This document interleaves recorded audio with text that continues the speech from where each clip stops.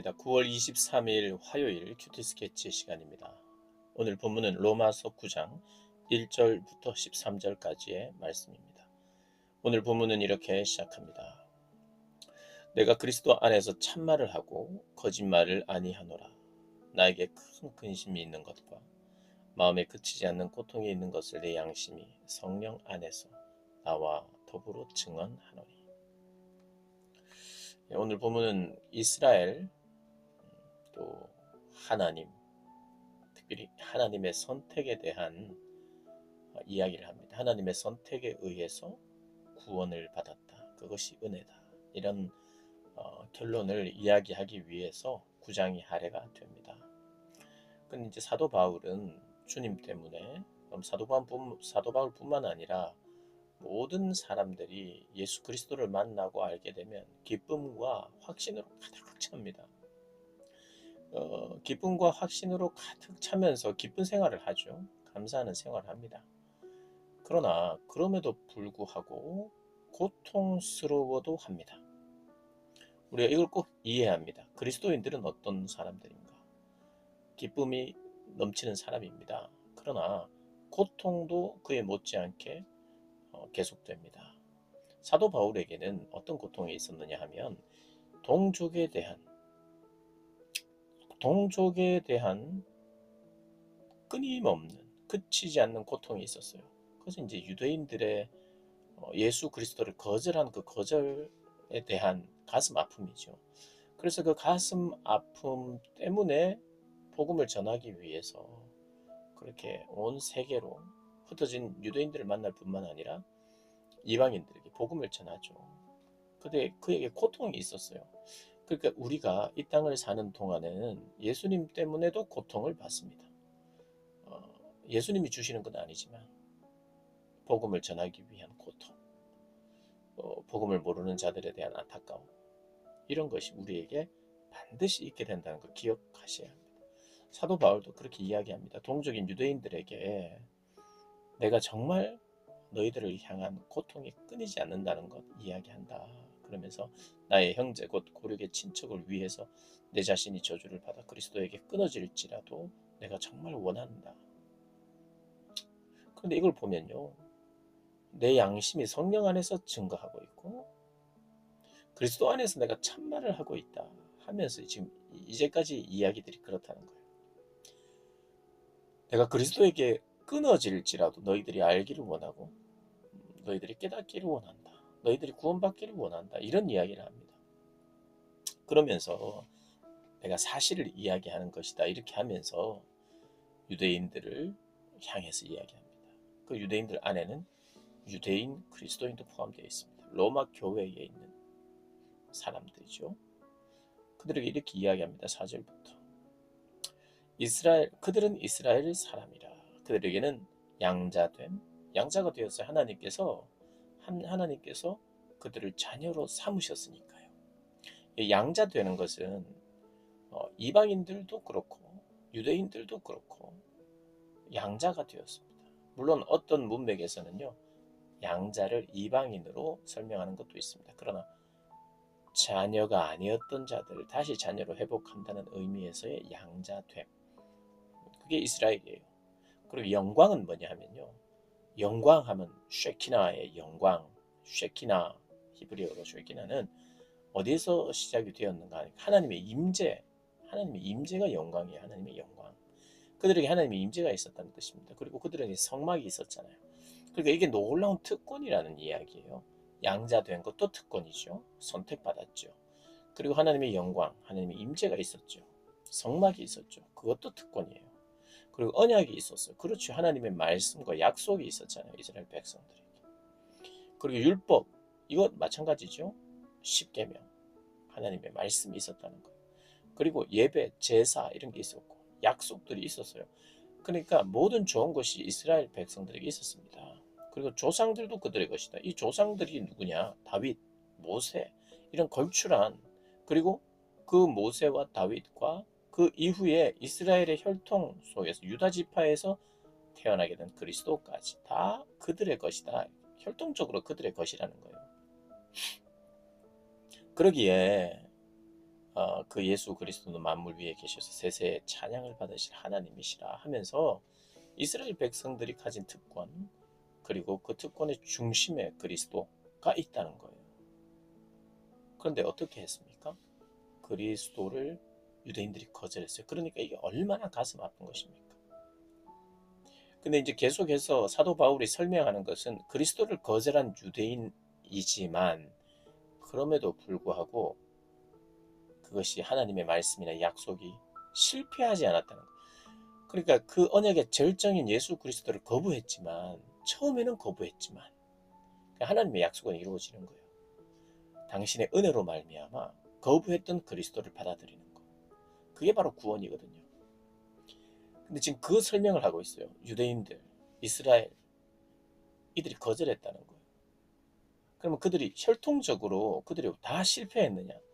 그 혈통을 말하는 게 아니라는 걸 이야기하고 있습니다. 그러니까 하나님의 선택은 혈통으로 유대인의 피가 흐르는 사람들만 선택한 것이 아니다라고 말을 하고 있는 겁니다. 6절을 보면 하나님의 말씀이 폐해진 것 같다. 실패한 것 같다는 거예요. 이스라엘이 실패했으니까. 그런데 이어서 6절에 이스라엘에게서 난 그들이 다 이스라엘이 아니다. 그러니까 혈통으로 이스라엘, 유대인, 그들이 다 유대인이 아니다. 이스라엘이 아니라는 거예요. 7절에 또한 아브라함의 씨가 다 그의 자녀가 아니라 오직 이삭으로부터 난 시라 불리리라 하였으니, 자, 근데 이제 이 설명을 하는 데 있어서 아브라함의 자손들이 다 있잖아요. 육신의 자손들. 이스마엘도 자손이에요. 그러나 약속의 자식이 있어요. 약속의 자녀. 그게 이삭입니다. 그러니까 이삭이어야 되듯이, 그리고 육신의 자녀가 하나님의 자녀가 아니라 오직 약속의 자녀가 씨로 여김을 받는다. 그 육신의 자녀 이스마엘도 있지만 하나님이 정하신 약속의 자녀, 그것을 씨로 받는다는 거예요. 이 약속의 말씀은 이것이니 사라에게 아들이 있을 것이다. 명년에. 그리고 리브가가 우리 조상 이삭 한 사람, 이삭이 또 리브가와 결혼해서 이삭을 통한 후손들.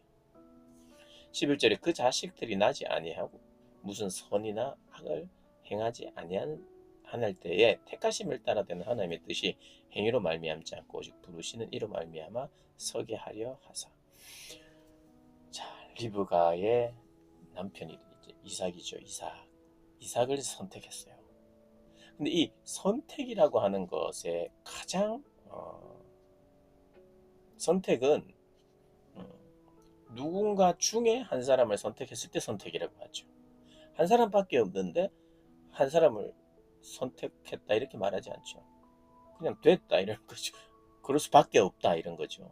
선택은 옵션이 있어야 돼요. 그런데 그 선택이 어떤 선택이냐 하면 이렇게 이야기합니다. 리브가에게 이르되 큰 자가 어린 자를 섬기리라, 에서가 야곱을 섬기리라, 이렇게 하나님께서 예언하셨어요. 그리고 13절에 기록된 바 내가 야곱은 사랑하고 에서는 미워하였다 하신 것 같으니라. 야곱은 사랑하는데 에서는 미워하였다. 처음부터 하나님은 그런 하나님이시면 안 되잖아요. 모두를 사랑하죠. 여기서 에서를 그럼 사랑 안 했다 이런 말이 아니에요. 여기서 나오는 사랑하고 미워했다는 것은요, 선택했다, 선택하지 않았다는 의미입니다. 야곱을 선택했어요. 근데 에서를 선택하진 않았어요. 그러나 처음부터 운명적으로 에서는 구원 못 받는 백성 이런 걸 말하는 게 아니에요. 하나님은 어떤 그들의 노력이나 혈통으로 낳다고 해서 다 선택된 게 아니라 하나님의 주권적인 선택이 있고, 그것이 은혜고 사람의 노력이 아니라 하나님의 은혜로운 방법, 은혜로운 선택이 구원을 가능하게 했다는 거예요. 그러니까 이스라엘 그냥 자동적으로 유대인이기 때문에, 율법이 있기 때문에, 임재가 있기 때문에, 영광이 있기 때문에, 그래서 그 피가 흐르기 때문에 구원받은 게 아니라 하나님께서 선택하신 자만 구원을 얻는다는 거예요. 그 선택이 하나님으로부터 출발되어 있고 혈통에 국한되지 않은 거예요. 혈통에 국한되어 있지 않기 때문에 이스라엘 백성들이 전부 다 거역하고 예수를 거절한 것 같아도 그러면 실패한 것인데 하나님은 그것만이 그것만이 기준이 아니라는 걸 이야기해요. 믿음으로 난 자. 이스라엘이기 때문에 다 이스라엘이 되는 것이 아니라 하나님께서 정하신 씨, 선택에 의해서 지금 이 구원의 역사가 일어나고 있다는 것을 이야기하고 있습니다. 그러니 로마 교회를 향해서 지금 이야기하는 건 그거예요. 내가 전하는 복음, 그리고 특별히 유대인들, 너희들이 거절한 예수 때문에 사실은 구약이 약속된 분이고, 그리고 약속대로 오셨는데도 불구하고 너희들이 거절해서 언약이 실패했다고 생각할 수 있지만 그렇지 않다. 왜냐하면 원래가 하나님은 그런 혈통으로 말미암아 이스라엘이 구원을 받는 것이 아니기 때문이다. 그 이야기를 하고 있는 겁니다. 그래서 어떤 사람의 노력 때문도 아니다. 율법을 이루고자 하는 유대인들의 노력 때문도 아니고, 유대인들이 그걸 볼 수 없었다고 해서, 그걸 깨닫지 못했다고 해서 하나님 말씀을 실패하는 것이 아니다. 하나님의 사랑은 여전히 있다. 하나님의 선택은 여전히 있다. 그리고 그 선택은 오늘 하나님의 교회에서 예수 그리스도를 믿는 그 자들이 선택받은 자들이다. 이 이야기를 하고 있는 거예요. 그래서 실패했다고 생각하는 자들에게, 혹은 그것을 거역하는 자들에게 은혜의 복음을 지금 전하고 있는 거죠. 이방인들에게도 마찬가지입니다. 너희들의 구원이 가능한 이유는 너희들이 혈통적으로 유대인이 아니지만 믿음의 영적인 믿음의 후손이라는 것을 이야기해주고, 너희들 역시도 주님의 양자로, 하나님의 양자로 입양되는 자이다 라고 이야기를 하는 거예요. 그러니까 그들에게 오해나 그들에게 잘못 믿거나 아니면 그들이 절망하고 있는 부분에서 복음을 만나면 이 사도 바울의 이 선택의 교리, 그리고 은혜의 복음을 받아들이게 되는 거죠. 그래서 그것을 지금 설명하고 있습니다.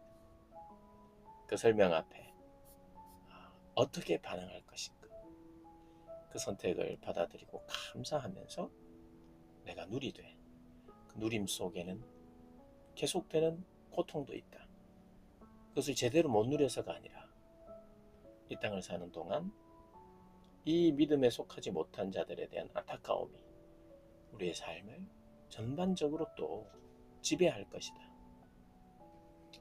이 복음을 듣고 우리가 믿음이 생긴다면 그것은 하나님의 철저한 하나님의 선택 때문인 것을 우리가 인정하면서 감사하면서, 마치 이 사도 바울이 그는 만물 위에 계셔서 세세에 찬양받으실 하나님이시라고 그리스도를 고백했던 것처럼 우리도 그분을 그렇게 고백하고 살 수 있는 것이죠. 그러한 믿음의 삶을 살아가는 저와 여러분 되시길 주님의 이름으로 축복합니다.